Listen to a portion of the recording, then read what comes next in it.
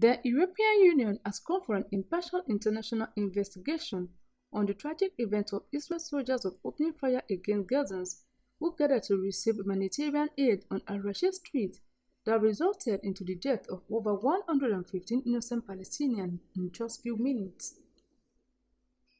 Ambassador of Palestine in Nigeria, Abdullah Shawesh, made this disclosure during a media briefing that it is the responsibility of Israel to comply with the rules of international law and protect distribution of humanitarian aid to civilian population, but rather, Israel forces open heavy fire on Gazans. Group of Gazans who had gathered to receive a humanitarian aid on Al-Rashid Street. This resulted in the death of over 115 innocent Palestinians in just a few minutes.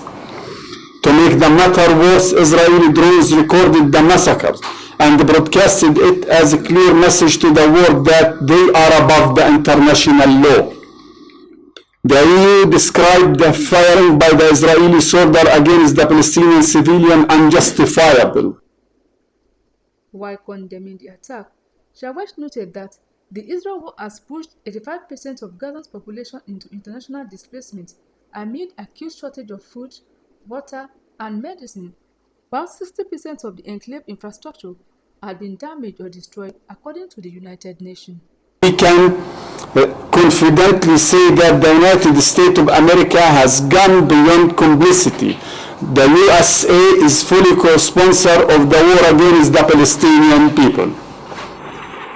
According to the Associated Press, the United States of America announced 3 planes from Air Force Central dropped 66 bundles containing about 38,000 meals into Gaza using 3 airplanes. The bundles were dropped in South Gaza. In this connection, I would like to raise the following points. After 153 days of war, the United States supplied Israel with thousands of tons of weapons and ammunition, killing more than 30,000 Palestinians and wounded more than 70,000 others.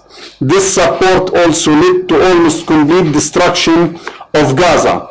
The United States of America supplied Israel with more than a ton of explosive for every meal it dropped in Gaza. Shawesh said, "It is clear that the American airdrop initiative is merely a superficial and impartial display, rather than a serious effort to address the engineered starvation policy, as he called on American administration to stop making some kind of cheap, ridiculous, and empty moves, as people around the world are matured and rational enough, as such cheap play cannot convince them."